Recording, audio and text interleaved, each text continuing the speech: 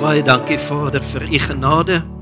Dankie vir u liefde. Dankie dat ons u kan verheerlik. Dankie vir 'n geleentheid om te kan sit rondom u troon. Vader, om u heerlikheid te kan aanskou. Om te kan weet, Vader, u het ons lief. U het ons waarlik lief en u het 'n afspraak met ons. Vader, dankie dat u self vanoggend aan ons kom openbaar in u krag, in u majesteit, u heerlikheid. Terwyl ons hier die lied gesing het, Vader, kon ek sien hoe die engele sing, heilig, heilig, heilig is die Here God. En Vader, ek eer u vanoggend. Dankie vir hierdie geleentheid. Ek kom en ek wil myself onder die kosbare bloed van Jesus kom sit. Vader, hoe heilig is u woord vanoggend.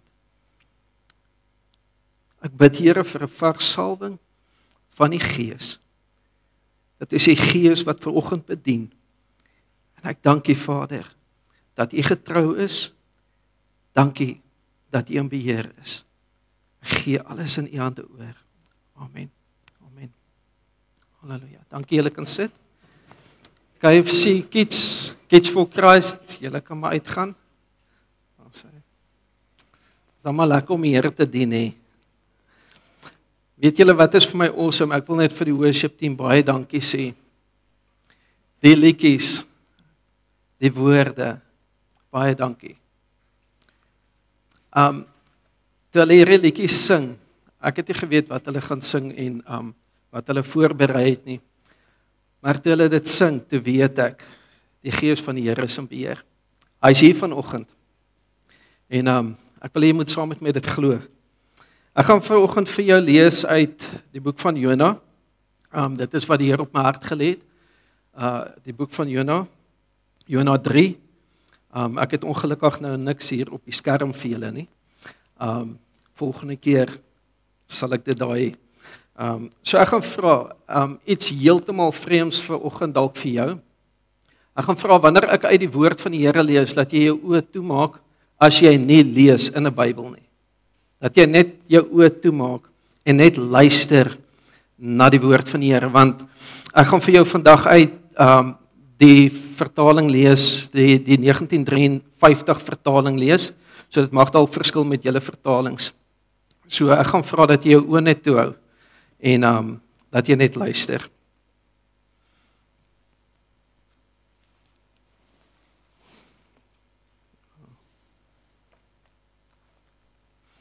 Thank you, Holy Spirit.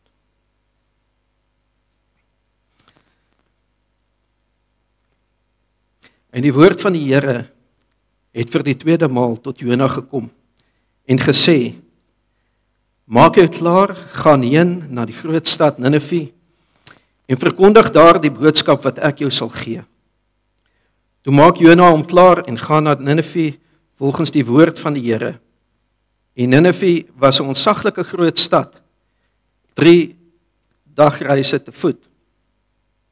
En Jona het begin met 1 dagreis ver die stad in te gaan en het gepreek en gesê, nog 40 dae, dan word Ninive verwoes. En die manne van Ninive het God geglo en 'n vasdag uitgeroep. En groot en klein het hulle met rougewaad beklee. En toe die berig die koning van Ninive bereik, het hy opgestaan van sy troon en sy mantel afgehaal en in rougewaad gehuld in die as gaan sit. En hy het in Ninive laat uitroep en gesê, op las van die koning en sy groot manne, geen mens of dier, beeste of kleinvee, mag gaan iets proe of drink nie. Hulle mag nie wyn nie, hulle mag ook nie water drink nie. Maar die mens en die dier moet 'n rougewaad om hê en hulle moet ernstig tot God roep. En elkeen moet hom van sy verkeerde weg bekeer en van die onreg wat aan sy hande kleef. En God het hulle werke gesien dat hulle bekeer het van hulle verkeerde weg. Toe het God berou gehad oor die onheil wat hy gesê het dat hy hulle sou aandoen. En hy het dit nie gedoen nie. Die Here is so genadig. As ons kyk na Ninive was bekend vir hulle goddeloosheid wat hulle gehad het. Hulle was 'n baie wrede klomp. Dit was 'n trotse klomp mense wat hoogmoedig was en dit wat hulle gedoen het was vreesaanjaend. En ek dink by myself, geen wonder dat Jona nie daai eerste keer vir hulle die boodskap wou gaan gee nie. Want hy het geweet die genade van die Here is genoeg. En as hulle die woord glo, dan sou hulle bekeer. En dit is presies wat hier gebeur het. Hulle het God se woord geglo. Nou in hierdie geval is daar 3 goed wat Jona besluit het om te doen. Die eerste ding, hy het besluit om te luister na dit wat God sê. Ek onthou, weet as seun het my pa vir my altyd gesê, ek praat 1 keer. En daai gewoonte het ek aangeleer en ek het dit vir my seun gesê. Pappa praat 1 keer. Weet en in hierdie geval ook, Jona het die opdrag gekry en vanuit die opdrag gekry het hy 'n besluit gemaak wat sy eie kop wat hy gevolg het. En hy het nie gedoen dit wat die Here van hom gevra het nie. En hy het sy straf gekry in daai proses. En hy moes dit deurgaan. Maar die tweede keer, dit is hierso waar die Here vir die tweede keer met hom kom praat en hy besluit, ek gaan luister, ek gaan gehoor gee. En hy het uitgegaan en hy het gaan doen wat die Here vir hom sê. Dis 'n baie belangrike ding wat hy gedoen het. As die Here met ons praat, moet ons doen. Ons moet oorgaan in aksie. En ons moet dit deurvoer wat die Here vir ons sê. As ons kyk na Nineve self, wat hulle gedoen het, hulle het 'n plan van aksie wat hulle uitgewerk het. En hulle het besluit, omdat hierdie God wat nou met hulle praat, 'n ernstige God is, 'n waarmaker van sy woord, een wat nie 2 keer sal dink om te doen dit wat hy gesê het nie. Na waarskuwings, as jy dit ignoreer, sou die Here dit verder gevat het en jy sou moes die gevolge dra daarvan.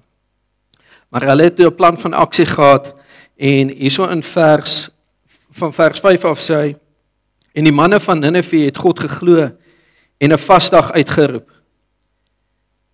'n Groot endlyn het hulle met rougewaad beklee. Nie een van daai mense of daai diere het vir daai tyd wat hulle gevas het, water gedrink of iets geëet nie. Ek onthou as seun, weet op die plaas, as ons die beeste moet uitjaag, partykeer gebeur dit dat jy verslaap of daar gebeur iets anders op die plot waar jy dalk drade en goed moet regmaak en dan hardloop die tyd bietjie laat om die beeste uit te jaag veld toe. En dan begin hulle bulk. Hulle begin jou roep want hulle is honger, hulle wil gaan eet, hulle wil gaan wei. En dan ook in die veld, as ons daar buite in die veld is, ek was so 5-jarige seentjie, dan kan jy sien as daai beeste dors is, nou wil hulle iets drink. So jy sit in hierdie twee stryd, jy weet nie, moet jy hulle injaag huis toe, laat hulle gaan drink daar nie, want daar is nie water in die veld nie. En maar die gevolge dra, weet, as pa sê, hulle moes nie nou ingekom het nie. Weet, hulle moet eers 4 uur inkom. So, of 5 uur. En, ja, so, dan moet jy 'n keuse maak. En partykeer was dit maar moeilik om te sien as hulle so dors het. En jy moes dit maar verwerk hier binne. Ja, so, ek kan myself indink hoe dit moes geklink het vir Nineve, daar in Nineve, met al die diere wat nie eet nie, wat nie water drink nie. Die klein kindertjies, want hulle sê hier groot en klein. Babiekies, kan jy jouself indink hoe dit moes geklink het? Ek dink dit was 'n verskriklike ding om dit te moes hoor en te beleef. En hulle aksie wat hulle gehad het, dit was een van die goed wat die koning gesê het. Hy sê elkeen moet hom van sy verkeerde weg bekeer en van die onreg wat aan sy hande kleef. En dit is presies wat hulle gaan doen het. Hulle het hulle self bekeer, hulle het weggedraai van hulle vuil gewoontes, hierdie wreedheid van hulle, hierdie goddeloosheid van hulle, het hulle rug daarop gedraai en na God toe gedraai. En hulle het besluit om nie verder te doen dit wat hulle doen nie. En God het dit raak gesien. Hy het gesien dat hulle self bekeer het. En dat hulle weggedraai het van dit af. En daarom het hy hulle gespaar. Nou ek wil volgende vra. Glo jy God? Glo jy die Here? Ek meen, ons het almal al die woord gehoor, maar glo jy hom? Glo jy hom werklik? Glo jy die boodskap wat hy vir jou gegee het, of doen jy nie? Wat is jou plan van aksie? Dalk het jy baie planne al gehad en besluit, hoor hierdie geheime sonde van my moet ek ontslae raak van. Ek moet dit uit my lewe uitkry en jy het ook gaan vas en bid. Jy het ook voor die Here gaan lê en gesê asseblief verlos my van hierdie ding. Maar as jy 'n week kom kry, dan sit jy in jou ou gewoontes. Net soos wat Nineve het omgedraai en weer teruggeval in hulle ou gewoontes in. En weer daai wreedheid openbaar. En dit wat Nahum, die profeet Nahum geprofeteer het oor Nineve, het toe nou waar geword. En hulle is vernietig. Ek wil volgende vir die Here dankie sê vir sy plan. Weet, vanoggend, my tema van my boodskap is, jou plan of God se plan. As ons kyk, Nineve se plan, dit lyk mooi, dit vertoon mooi, dit het gewerk, maar dit was van korte duur. Dit het nie lank gehou nie. Vanoggend wil ek vir julle, met julle deel, die Here se plan, ons gaan daarby uitkom. Ek wil net eers gou vir julle vertel, iets wat ek beleef het, in 'n droom. Dit is nou maar een van die maniere hoe die Here baie met my praat, is deur drome en deur gesigte. In hierdie spesifieke droom, was ek net ewe skielik binne in 'n woestyn, en ek het die gehuil van mense gehoor, ek het die reuk van dood geruik, waar die mense dood is in die woestyn, van hulle, spartel, hulle soek water, hulle soek skaduwee, en daar is net mooi niks van dit nie. En ek het myself bevind in die skaduwee van 'n groot rots wat so gestaan het, en soos wat ek in hierdie skaduwee gestaan het, het ek, my eerste vraag was, Vader, hoekom is ek hier? Wat doen ek hier? En hy het my nie geantwoord nie. En op daai oomblik wat ek niks hoor nie, het daar so benoudheid oor my gekom, 'n bang gevoel. En ek het later aan besluit, okay, ek moet seker maar die mense help, en ek het begin stap uit die skaduwee van die rots uit, en soos wat ek loop, ek dink dit was my tweede of derde tree wat ek gee, toe voel ek die hitte van daai son op my liggaam, en toe ek so vee, toe vryf ek die velle van my skouers af. En dit was seer, dit het gebrand soos vuur. En die volgende oomblik het daar so 'n klein wyntjie opgekom, en toe waai hy sand in my oë, in my tande, in my ore, alles is vol sand. En jy kan nie kyk waar jy loop nie. En dis asof jy dit moeiliker vind om jou pad terug te vind na die rots toe, om weer in die skaduwee te gaan sit. En ek het besef dat wanneer ek in my eie krag iets doen, dan gaan dit nie werk nie. As die Here nie jou nie roep nie, as die Here nie vir jou sê, gaan en doen dit nie, wag net daar waar jy is, staan doodstil, moenie beweeg nie. Ek onthou, in hierdie droom het ek 'n paar goed gesien, wat my baie ontstel het, en omdat die Here my nie geantwoord het nie, het ek vir hom gesê, u sê nie eers vir my, ja, ek hoor jou nie, of net hallo, dit sou genoeg gewees het, dat hierdie vrees kan weggaan. En ja, toe ek hierdie ding sien wat gebeur, ek wil dit nou nie eers noem nie, want dit is baie lelik, weet in my oor, dit gaan gepaard met hierdie goed wat Nineve gedoen het. Julle kan daarvan gaan lees, ek dink, ek is seker julle ken die storie van Nineve en wat hulle alles gedoen het. Dit was baie wreed. En toe ek hierdie ding sien gebeur voor my, het ek opgespring en ek het vir die Here geskree en ek het vir hom gesê, dit was nie die moeite werd om jou te dien nie. Al hierdie jare het ek jou gedien. Jy was daar vir my. As ek jou iets gevra het, was jy daar, jy het geantwoord.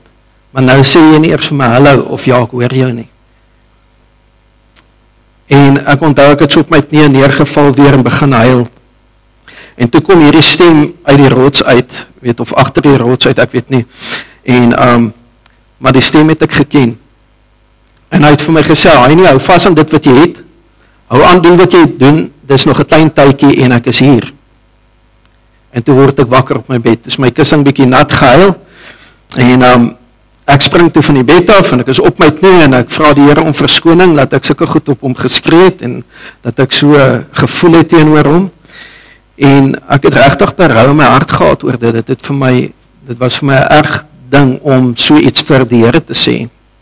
En die Heilige Gees het my oortuig dat dit net 'n droom was. Dis oké. En ek onthou daai aand toe lê ek nou en dink oor die droom en ek vat so in die lig. Ek sê Vader, ek het net U. Ek het net U, so ek gaan U vashou en ek gaan U nooit weer los nie. En ek het so weer aan die slaap geraak met die gedagte dat ek die Here vashou. Ek was dan 7 daai tyd. Nou het ek die gedagte, ek hou die Here vas.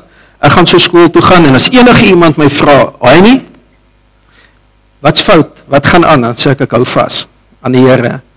En dit sou baie snaaks gewees het. Maar in 'n geval, so daai oggend toe ek nou moet gaan klaarmaak vir skool, staan ek voor die spieël en ek borsel my tande en daar sien ek het die Here gelos vir my tandeborsel. En op daai oomblik toe ek dit sien, toe begin ek huil en die trane loop en soos wat ek vir myself in die spieël kyk en al die gedagtes, ja, jy kan nie eers die Here so vashou nie. En jy los hom vir 'n tandeborsel. Hoeveel werd is 'n tandeborsel? Ek meen, dit weeg net nie op met God nie. En toe wys die Here vir my 'n skrifgedeelte. Dit was 'n wit lig en binne in daai wit lig was dit met goud geskryf, Lukas 6 vanaf vers 6. Ek het dadelik kamer toe gegaan, my Bybel daar gaan oopmaak en ek het die gedeelte toe ek die opskrif sien, toe sê ek vir die Here, maar ek ken hierdie gedeelte. Ek ken dit uit my kop uit, maar nou die Here het vir my gesê, lees dit. En ek was haastig, ek moet klaar maak vir skool, en toe sê ek het nou maar op vir die Here. En toe ek het klaar gekwoteer het, toe kom die Here en hy sê weer vir my, lees dit. En toe kom ek agter, okay, daar's iets wat ek moet doen. Nou die opskrif lees, so ek gaan dit ook sommer gou vir julle lees. Hy sê, Jesus is Here van die, jammer julle, Lukas 6 vanaf vers 6, genesing van die man met die verdorde hand. Nou toe ek die opskrif lees, toe vra die Here vir my, wat sien jy? Toe sê ek vir hom, die man is genees, sowel as sy hand. En ek het toe nou gelees, maar nou weet ek moet oplet, soos wat die Here vir my goed openbaar, tel ek so op my vingers, alles wat hy vir my wys. En ja, toe ek het klaar gedoen het, toe kom die woord van die Here tot my.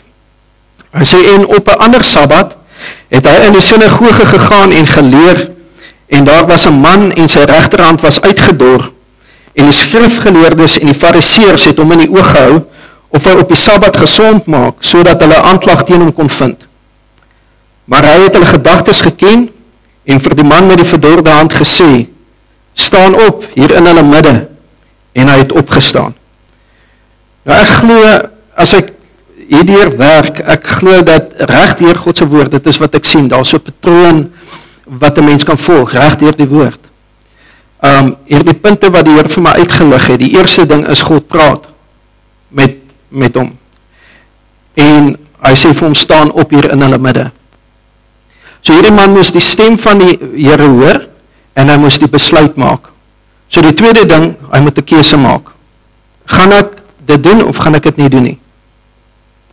Die derde ding, hy het gedoen wat hy besluit het. Hy het seker oorweeg, en gedink, ja man, hulle gaan my doodgooi met klippe dalk, weet ek moet mooi kyk, mag ek opstaan, of mag ek nou nie, weet, want dit is 'n Sabbatdag. Niemand mag werk of iets doen nie. En na al die oorwegings, het hy besluit, okay, ek kan opstaan, dis veilig. En hy het opgestaan. En die Here het hulle 'n vraag gevra, het gesê, wat is geoorloof op die Sabbat? Om goed te doen of kwaad te doen, 'n lewe te red of om te bring? En nadat hulle almal rondom aangekyk het, sê hy vir die man, steek jou hand uit.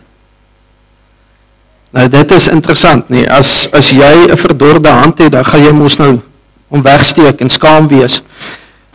Nou in ons lewens het ons dit. Ons het almal goed wat ons voor skaam is, wat ons so wegsteek. Maar wanneer ons voor God kom, wanneer ons met Jesus te doen het, met die geneesheer, as hy vir jou sê, staan op, en jy maak die keuse om gehoorsaam te wees, en jy staan op, dan kan jy die tweede geleentheid kry waar hy vir jou sê, steek jou hand uit. Nou, hy kon dit gedoen het, dis wat die meeste van die mense doen. Hulle hou die sonde hierso, en hy steek die gesonde hand uit. Hulle hou die beste voetjies sit hulle voor. Jy weet nooit van 'n ou se geheime sondes nie. Hulle bely dit nie, hulle bring dit nie in die lig nie. Dis daar agter weggebêre. Maar ons het nodig, want daar's niks wat jy vir God kan wegsteek nie. Ons het nodig om die sieke hand uit te steek, sodat hy gesond kan word soos die ander een. Nou, hierdie hand lyk so, die duim van die hand is God se stem. En die vraag is, hoe praat God met jou? Jy kan gaan kyk daarna. Daar's geweldig baie maniere. Ek dink Pastoor Kobus het een tyd 'n boodskap gebring rondom dit. Hoe praat die Here met ons? So hy praat met ons deur sy woord, deur drome en gesigte. Job 33, daarvan vers 14 af sê hy praat deur drome en gesigte, tydens sluimering op die bed. Dan open hy die oor van die mens en hy druk die seël op die waarskuwing aan ons. En sodat die mens nie omkom nie, dat hy nie hoef te sterf nie. So drome is ook waarskuwings en God gee waarskuwings deur drome. En dan die tweede manier wat hy daar in Job van praat is deur krankheid. God praat ook deur krankheid met mense met heerlike gevolge. So, en ons weet, God maak nie siek nie, maar baie keer kom siekte oor ons omdat ons dit toegelaat het, of dis in die bloedlyn, en jy help nie daarvoor nie, dit is daar, dit is in jou gesig, dit staan nie in jou deur. Jy dink maar ek het alles reg gedoen, ek het alles goed gedoen, ek het niks verkeerd gedoen nie, hoekom is ek siek? Die Here praat met jou. En ek onthou, een tannie sy het baie gehelp in die bedieningswerk en weet, die Here het haar ook magtig gebruik en sy het vir 'n rugoperasie gegaan en toe sy verlam ondertoe. En sy het begin voel, sy is hierdie las vir mense. En ek onthou die dag toe ek daar by haar gaan sit, dan wil jy hulle bemoedig. En jy wil bid, hulle moet opstaan, jy weet, jy het al die goed wat jy wil doen. Maar dis nie wat die Here vir my gesê het wat ek moet doen nie. Hy het vir my 'n skrifgie gegee, wat ek vir hom moes gee. En die woord van die Here was, jou worstelstryd is nie teen vlees en bloed nie. Jou geesmens is nie verlam nie. Jou geesmens besit nog dieselfde krag. En jy kan nog steeds 'n verskil maak. Want dis die Here wat die werk doen. Dis nooit ons nie. En toe daai woorde by haar kom, toe smile sy, al daai depressie is weg, al daai goed van daai waar sy so skuldig voel omdat mense haar moet ronddra en weet, dis 'n ongemaklike besigheid. Baie ongemaklik. Jy kan jouself indink, weet waar moet mense oral so saam met jou gaan. En ja, dis moeilik. Maar daai woorde het haar moed gegee. En sy het gevoel, daarom beteken ek iets vir die Here. So, ja, dit was omtrent so maand, 2 maande na daai woord, toe sy oorlede, maar ek weet, haar hart was heel. En die Here het haar kom aanraak. Ekskuus.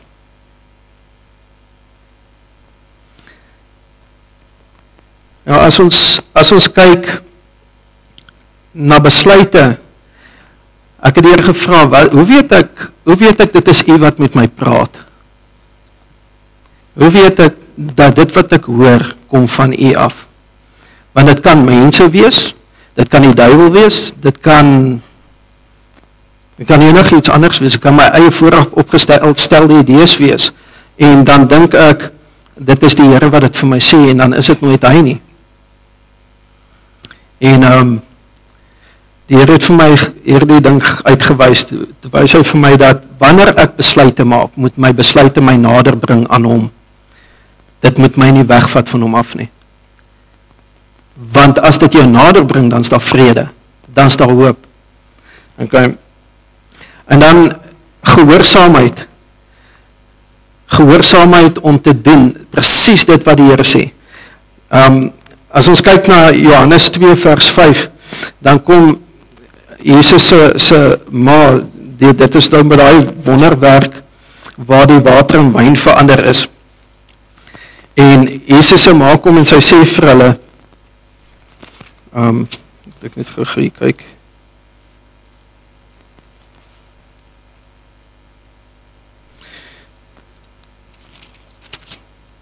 Johannes 2 vers 5. Kom Jesus se moeder en sy sê vir die dienaars, net dit wat hy vir julle sê, moet julle doen.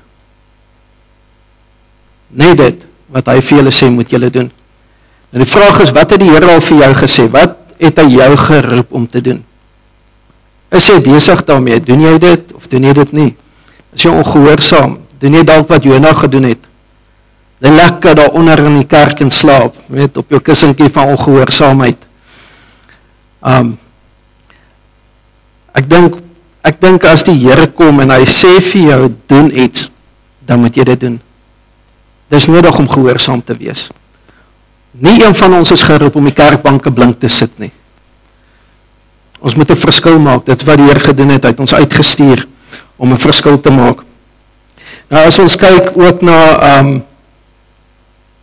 Johannes 14 vers 10, dan kom hy en hy sê die volgende, dit is nou Jesus waar hy nou praat met een van die disippels, en hy sê, glo jy nie, dat ek in die Vader is, en die Vader in my nie? Die woorde wat ek tot julle spreek, spreek ek nie uit myself nie, maar my Vader wat in my bly, hy doen die werke. Jesus kom en hy sê, dis nie ek wat dit doen nie, dis my Vader wat binne my woon, wat die werke doen. So, as ek dit nou so kan stel vir jou, hierdie ringvinger, dis jou werke, God doen die werke. Hier is jy gehoorsaam, God doen die werke, en dan die pinkie is die wonders en tekens wat volg.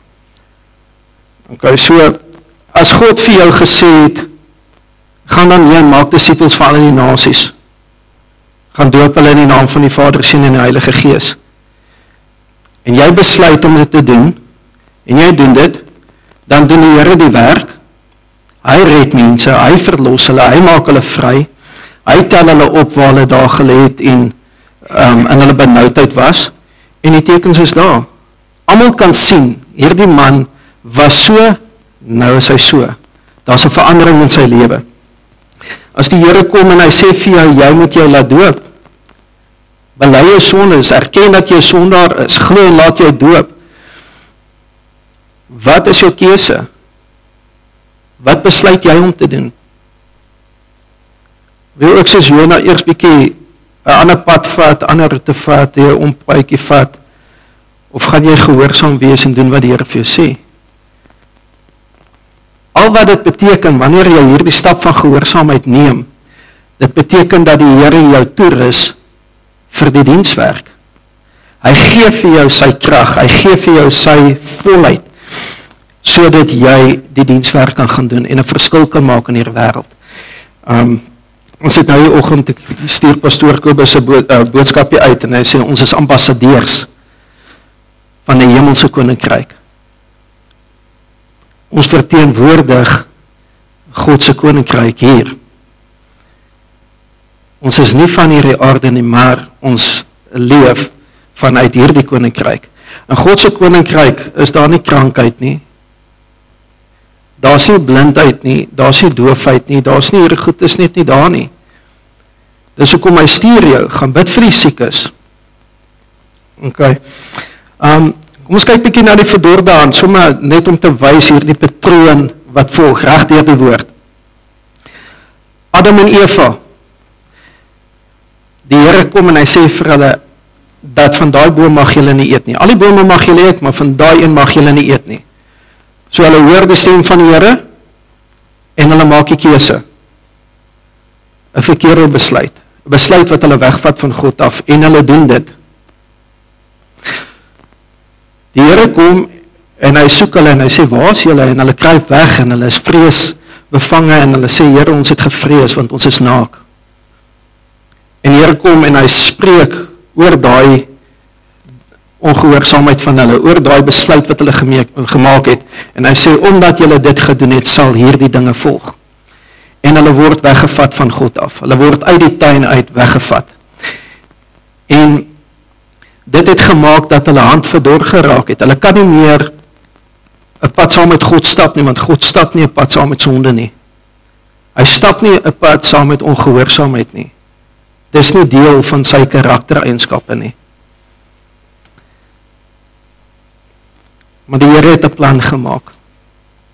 En hy het gesien hoe die mens probeer om terug te kom, weer hulle hand in sy hand te sit.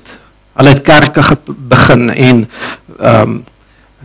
weet mense het mekaar begin help, hier oor die pad, help jy ou tannie hier oor die pad met haar groceries. En jy dink jy's goed. Dis okay, die Here sien my raak. Ek gooi my tiende in die kerksakkie, ek is elke Sondag hier. En ons doen al die goeie werke. En die plan van die Here is so 'n bietjie anders as dit. Nineve het ook hierdie goeie werke probeer, weet, hulle het, maar dit was van korte duur, dit het nie lank gehou nie. So as die Here jou roep en jou stuur, luister, maak die besluit, gaan dan uit en doen dit wat die Here vir jou gesê het om te doen. Moenie terughou nie. As ons kyk na Samson kom en hy het sy opdrag, jy mag nie hare sny nie. Maar gaan niks vat wat dood is nie. Die wynstok moet jy weghou van jou lippe af. En Samson kom en hy begin speel met hierdie dinge. En hy is ongehoorsaam aan God. So hy maak 'n verkeerde besluit. Hy doen die verkeerde ding. En wat gebeur? Hy het nie gedink dat die Here gaan om los, laat hy nou maar deur hierdie ding gaan en leer nie. Hy het gedink die Here gaan hom weer help, weer verlos, sodat hy nie hoef om te kom nie. En so sy oë was uitgesteek en hy moes maar met hierdie ding leef, hy moes speel voor sy vyand en hulle het met hom gespot. En die vraag is, waar sit jy vanoggend? Hoe voel dit vir jou? Voel dit vir jou of jy blind is, of jy nie sien wat aangaan nie om jou nie, verstaan jy nie wat aangaan nie? Hoekom moet ek die heeltyd gebuk gaan onder dit wat so swaar op hierdie wêreld druk, die tyd wat ons onsself in bevind? Hoekom is dit so?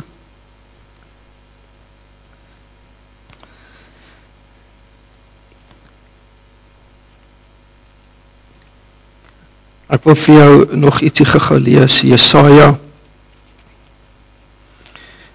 Het ek net gou kyk.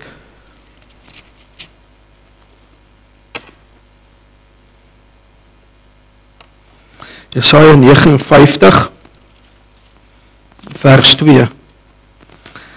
Ek gaan sommer daar van vers 1 af lees. Hy sê, kyk, die hand van die Here is nie te kort om te help nie, en sy oor is nie te swaar om te hoor nie. Maar julle ongeregtigheid het 'n skeidsmuur geword tussen julle en julle God, en julle sondes het sy aangesig vir julle verberg, sodat hy nie hoor nie.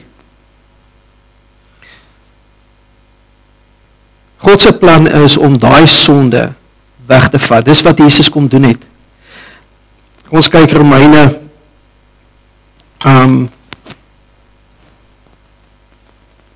ons vat eers Johannes 3. Johannes 3 vers 14.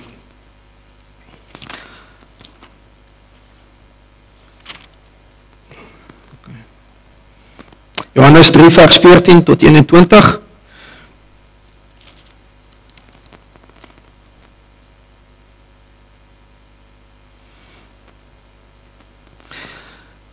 En soos Moses die slang in die woestyn verhoog het, so moet die seun van die mens verhoog word, sodat elkeen wat in hom glo, nie verlore mag gaan nie, maar die ewige lewe kan hê.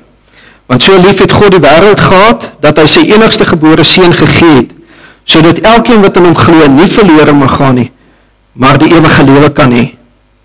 Want ook God het sy seun in die wêreld gestuur, nie om die wêreld te veroordeel nie, maar dat die wêreld deur hom gered kan word. Hy wat in hom glo, word nie veroordeel nie, maar hy wat nie glo nie, is al reeds veroordeel, omdat hy nie geglo het nie. Omdat hy nie geglo het in die naam van die enige gebore seun van God nie.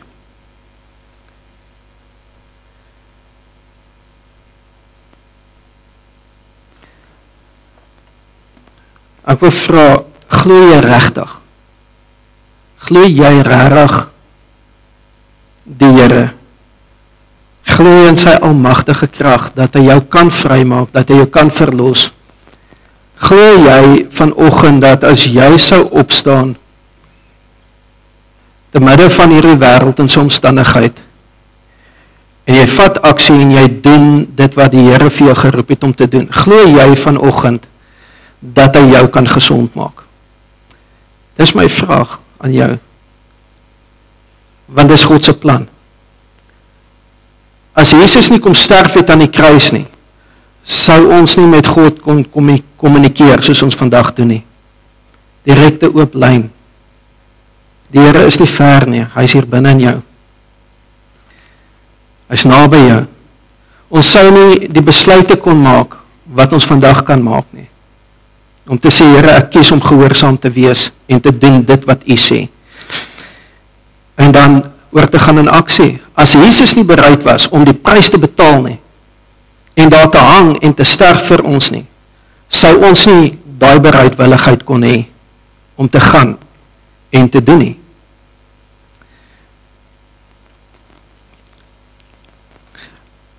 Ek dink jare terug sit ek so in die kerk en weet as 'n kind, ek het nog onder die kerkbanke groot geword, dit was nog daai lekker tyd, weet waar die mense so lekker klap en sing en spring en hulle bid vir mekaar en ja, dit was 'n ander tyd. Dit was lewendig. En ek het daar groot geword en jy luister na die boodskappe, die manier hoe die mense preek en hoe hulle bedien en jy vind aanklank daarbey. Al verstaan jy nie dit wat hulle sê nie, al verstaan jy altyd wat hulle doen nie, maar jy voel iets wat warm is, jy voel veilig, jy voel dis waar ek wil wees, dis wat ek nodig het. En hierdie begeerte wat jy het om nader aan God te kom, het jy nêrens anders gekry as daar nie. Op 'n Woensdag aand, dan voel jy, ja, ek wil daar wees. Ek wil gaan bid, ek wil saam met die mense bid, ek wil daar wees. En ek was in 'n bevoorregte posisie om te luister na die woord wat mense preek. Ek was daar om te kan sê, ek kies die Here. Ek maak die keuse om hom in my lewe in te nooi.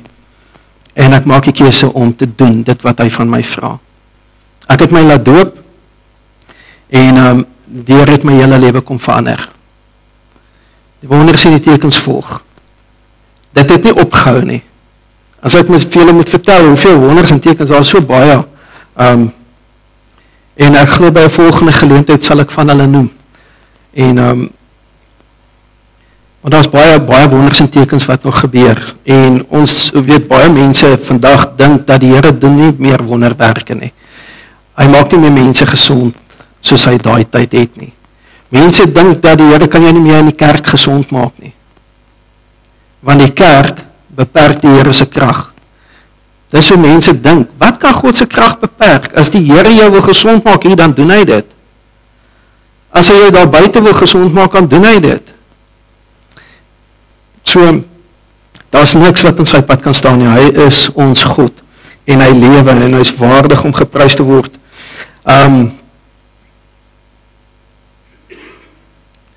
Romeine 10.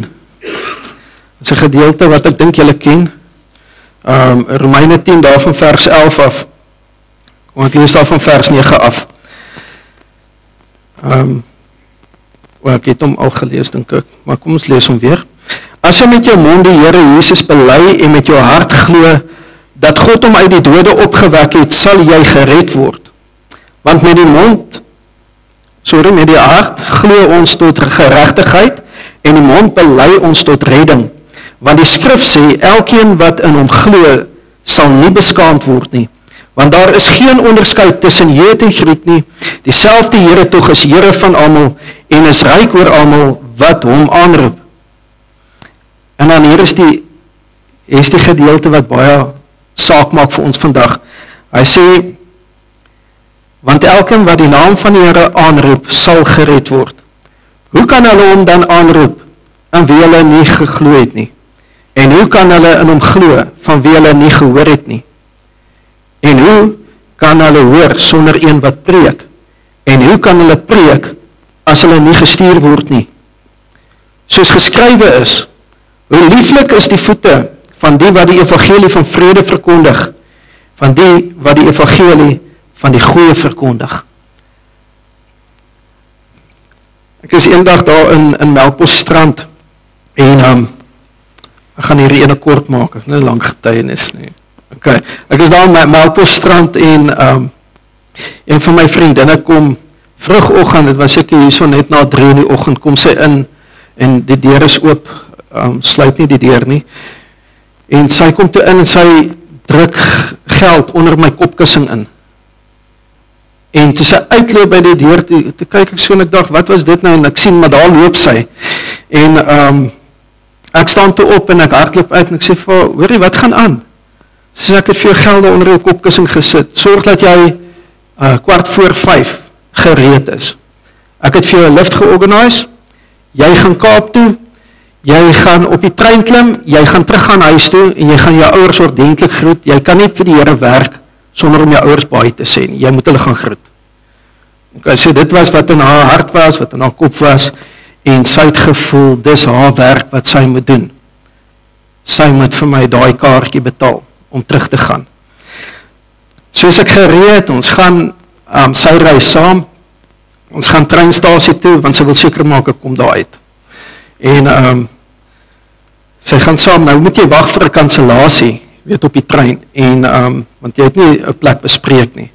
En daar kom toe nou kansellasies, maar daar's 'n tannie en ek sien sy is baie senuweeagtig en sy moet hierdie plek hê. Sy kan nie hierdie trein mis nie. En ek sê vir haar, tannie, kom staan voor my, en sy kom staan voor my en sy sê baie dankie en sy betaal en sy kry haar kaartjie. En so kom daar nog mense. Ek sê, kom staan voor my, weet, is reg.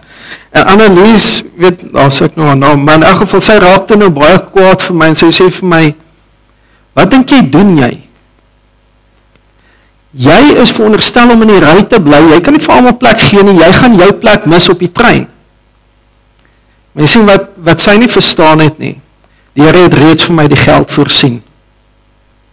Hy het reeds vir my die lift gegee, soontoe. Met ander woorde, ek het reeds my kompartement binne in die trein. Ek hoef nie te worry daaroor nie. Where God leads, He provides. En ek het absolute vrede in my hart. So kom dit terwyl sy nou hier met my, weet, en ek met haar stry en sy vir my sê, maar dit is nie so nie, jy moet regkom in die lewe.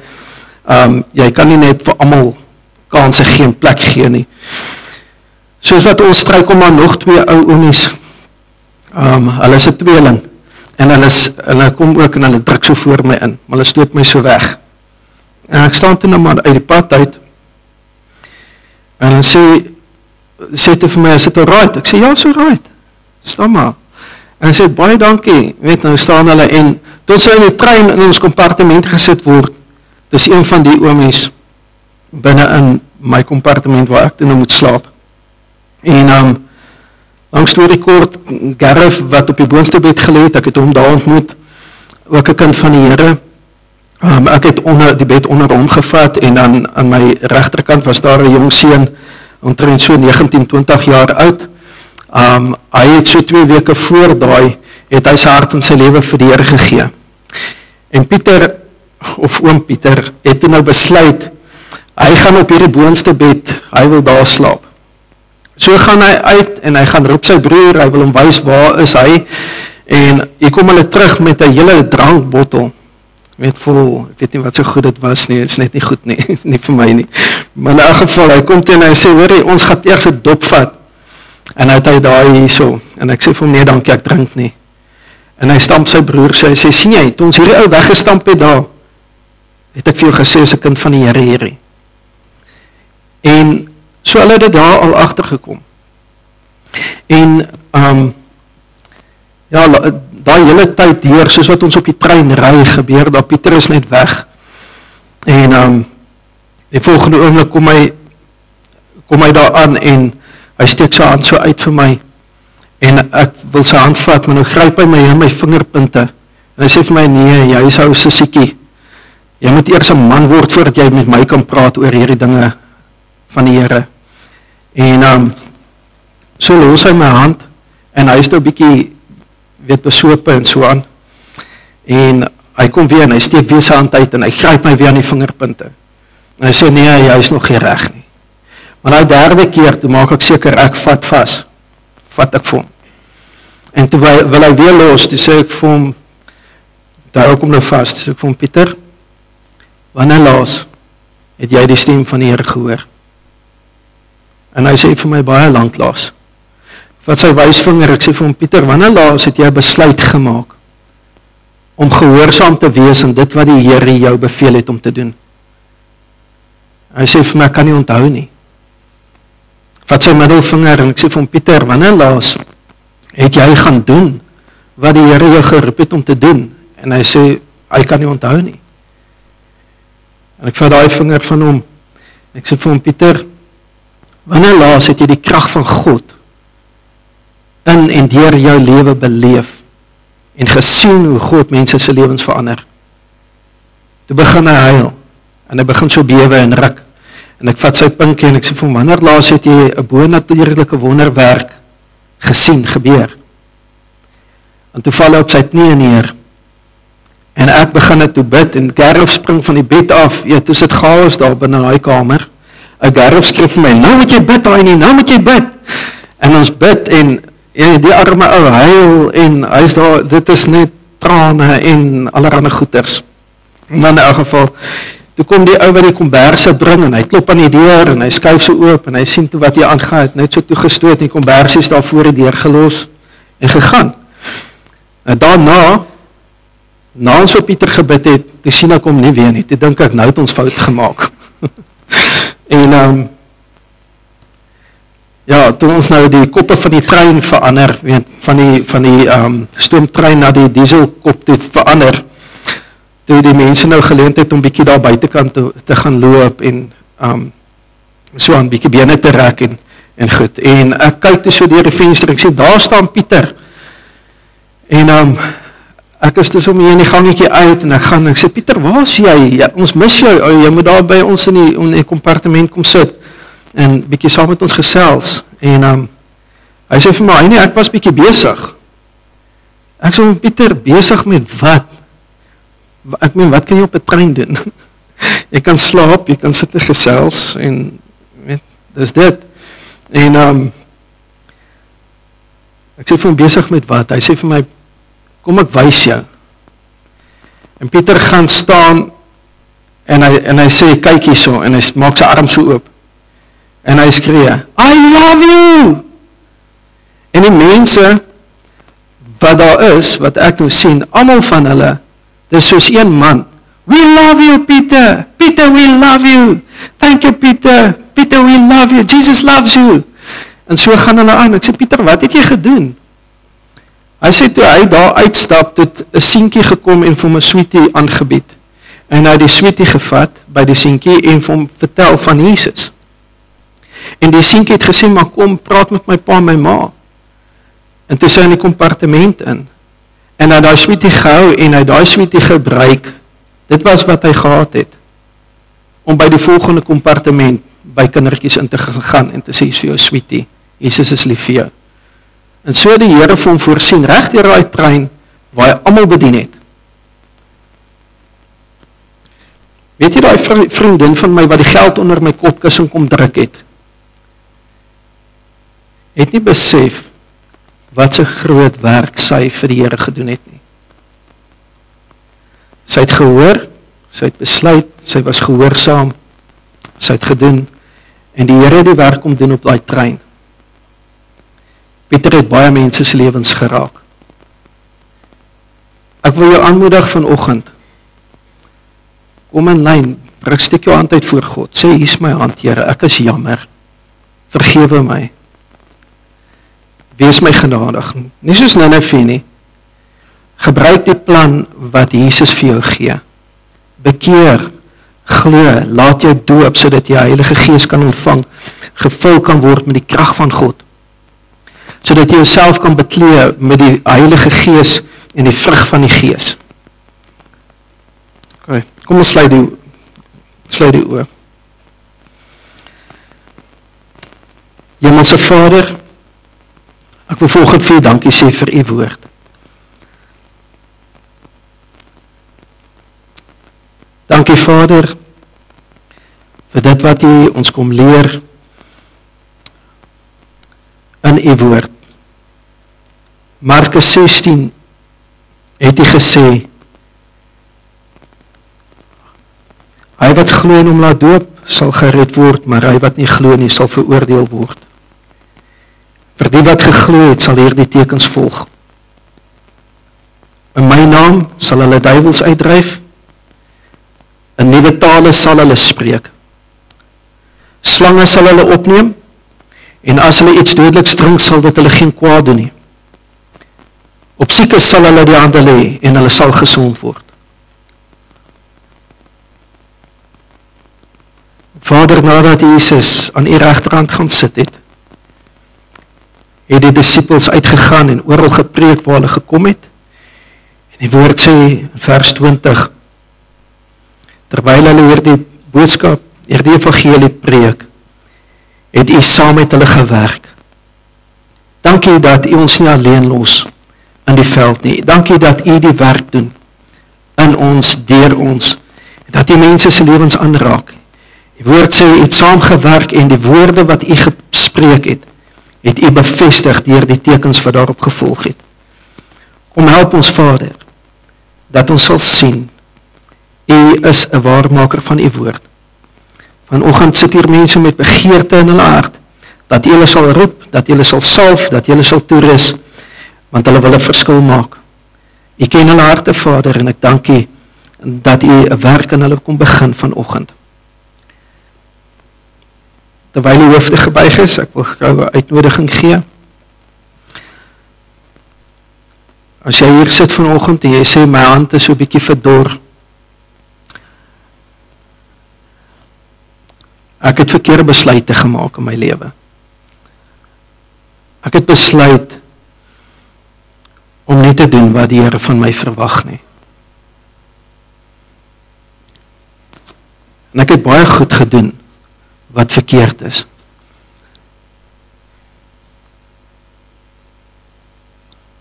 Ek wil vanoggend die Here vra dat hy my kom aanraak, dat hy my kom genees.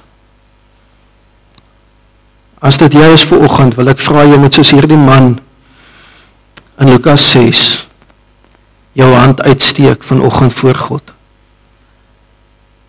Terwyl die oë toe is, steek net jou hand uit voor God. Vertrou hom. Ek sien dit as 'n profetiese aksie. Dankie vir die hande wat opgaan. Dankie Vader. Hemelse Vader, U sien die hande wat opgaan. Ook dit wat nie voor U opgegaan het vanoggend nie, maar in hulle harte het hulle hande opgesteek voor U. Ek wil bid Vader vir elkeen van hulle, dat U hulle sal aanraak, dat U hulle sal gesond maak, in dit wat U hulle geroep het om te doen. Vader, ons is geskape na U beeld, na U gelykenis, ons is geroep om meer as oorwinnaars te wees, deur Jesus Christus wat ons die krag gee. Ons is die kop en ons is nie die stert nie. Vader, dankie dat U ons nie verag het nie. Dankie dat U ons nie skop agter ons foute en ons probleme nie. Vader, terwyl daar die hande uitgesteek is voor U, wil U nie kom en hulle aan die hand vat en hulle ophelp nie. Vader, dit is net U wat weet wat hulle deurgaan, wat hulle beleef en ervaar. En ek vra U om hulle te kom bedien met U liefde, met die krag van die Heilige Gees vanoggend. Ek weet dat U 'n bo-natuurlike, wonderwerkende God is. Dit wat U doen, Vader, hou ewig. Ons hoef nie bang te wees nie. Ons hoef nie te voel, ons is verlore nie. Want Jesus het die prys vir ons betaal. En ons dank U daarvoor, Jesus. Dankie vir dit wat U doen. In Jesus naam.